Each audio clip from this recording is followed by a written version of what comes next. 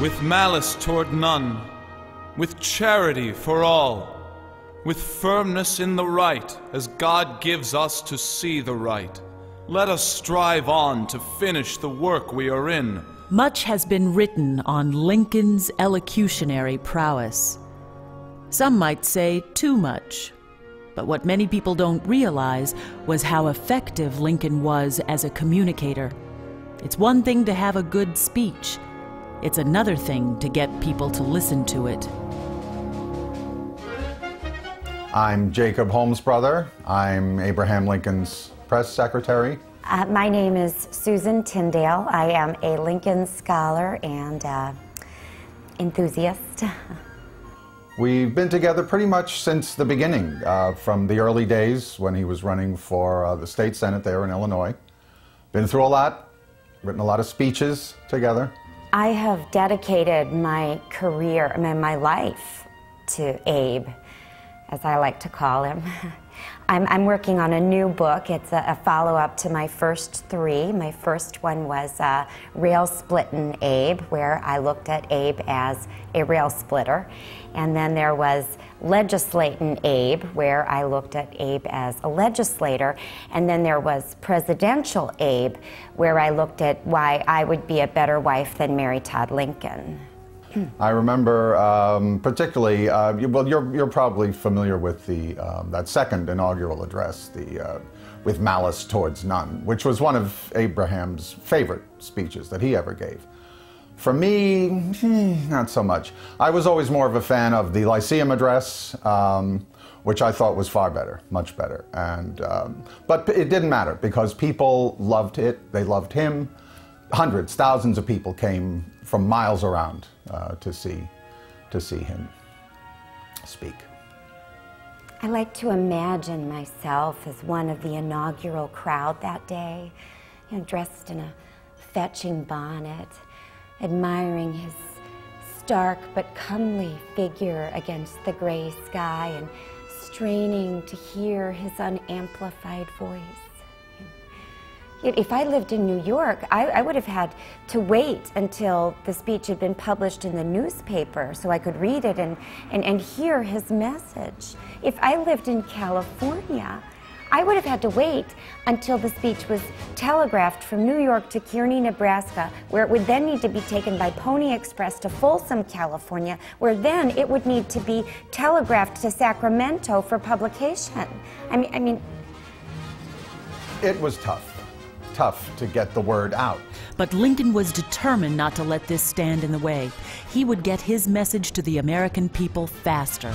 But Abe was always coming up with ideas. He was always thinking of something. And I remember one day in particular. Must have been 1908, 09, somewhere in there. And I remember particularly because we were in his office. And he was, of course, by that point, Mrs. Lincoln was on her medication. But the pills were huge, and he would help her split the pills with the tiny axe he had, silver. It was cute. And he comes to me and he goes, "Jacob, what about the movies?" And I said, "Abe, movies are silent," okay? And very short, pointless. Another day he comes to me, he says, "Jacob, how about the telephone?" And I said, "Abe, what are you going to do? Call up everybody in the country that's got a phone and read them the speech? Can't do that." But then one day he came to me and there was something different this time. There was something in his eyes, something in his whole, because I knew him very, very well and I could tell that he was onto something. And he looked at me and he says, "Jacob, what about vaudeville?" Lincoln was booked on the vaudeville circuit, the first president to take such a bold step. And that's what made Lincoln such a great communicator, because he took his message to the people. Now, I knew, and many people knew at the time, that Lincoln was basically a solo act. But for what we had in mind in this particular instance, we figured that a double would bring in more people. It would, we'd fill houses better. It would be better for what we had in mind. So, and I remembered too that the Lincoln-Douglas debates had been very, very, very big wherever we went, packed houses. So I talked it over with Abe. We sat down. We spent a couple hours, and eventually he agreed to let me bring on his old Senate rival, Stephen Douglas, to go out on tour, and it was magic. Say, Stephen. Yes, Abe? Are you a Democrat or a Republican? I'm a Democrat. Why are you a Democrat? My father was a Democrat. Oh, and I suppose if your father was a horse thief, you'd be a horse thief. No, I'd be a Republican. I did not like that Stephen Douglas. He was mean. He insisted that he and Abe do all these anti-Republican jokes because, you know, Abe was the first Republican president and all. That's just nastiness. Of course, after a while, the act broke up. It was inevitable. Now, Abe says to this day that it was irreconcilable differences over the efficacy of popular sovereignty and that whole issue. But frankly, and he's never said so in so many words, but frankly, I believe to this day that it was really simply the fact that Abe did not like playing the straight man. Lincoln was still struggling with how he might reach the entire country in a timely manner.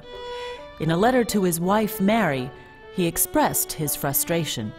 Dearest Mary, this sucks. Yours lovingly, Abe.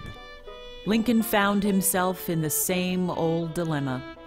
But this old dilemma was about to find a new solution. 2 words: radio.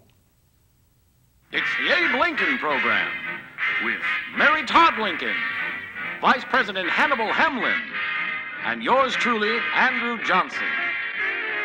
It's a beautiful day in the Capitol, and President Lincoln is just finishing a meeting with his staff. So then I said to Montgomery Blair, if I was two-faced, would I be wearing this one? Oh, Abe. Excuse me, gentlemen. Yes, Mary? Now, Abe, I'm tired of you avoiding me. You know I want to turn your office into our bedroom. Will you let me do it or not? You know, Mary, that reminds me of a story. Oh, boy. There once was an old farmer whose wife was worried that they might have to give one of their cats away because they did nothing but fight all day long.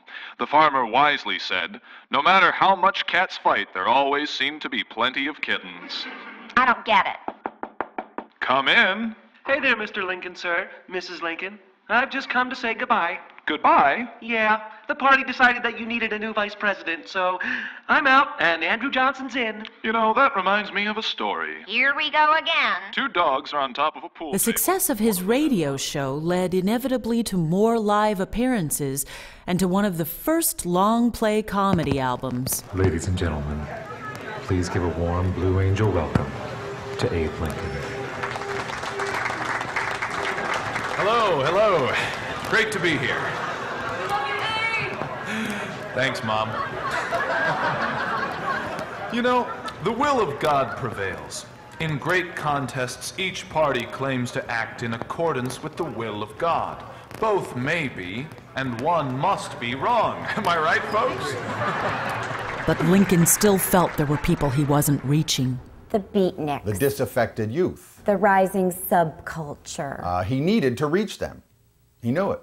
But in order to do that, he also knew that he needed to speak their language. And you know, one thing that people didn't know about Abe is that he was a great mimic. So I hooked him up with my old friend Lord Buckley. And together they translated the Gettysburg Address, transposed it, as you might say, into the language of the hip. And Abe recorded it, took it to New York, performed it all over Greenwich Village at the what we would now call open mic nights, at the Purple Eyeball, the Hungry Onion, all those clubs, and he did. He reached a whole new crowd.